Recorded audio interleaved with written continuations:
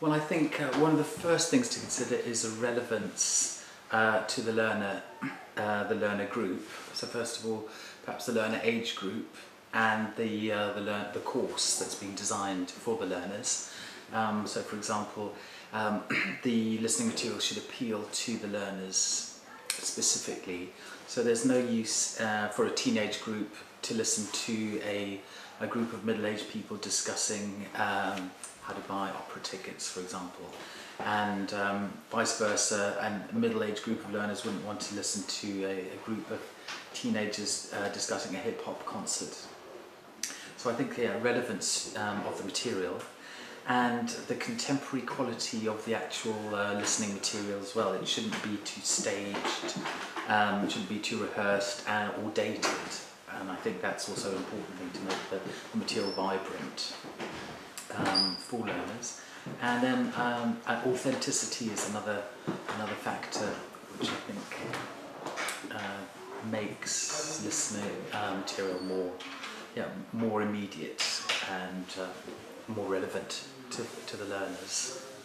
Okay, so firstly I think that listening skills are an important part of effective communication because they allow us to understand what another person is saying, so I think it's very important to give students a lot of practice in that. I think like with anything else, it's important to engage your students, so you have to choose a topic that they're interested in, something they can relate to as well. Before they start listening, you've got to give them a reason to listen, so an interesting task they'll have to do. For my listening, I like to use songs because I think they're a great way to learn new words, new vocabulary. Generally, I think it's really nice to use authentic materials like songs I just mentioned, like maybe news broadcasts or film extracts, because not only because they're more interesting than just recordings, but also because they can prepare your students for real life listening, something they'll encounter when they go out there.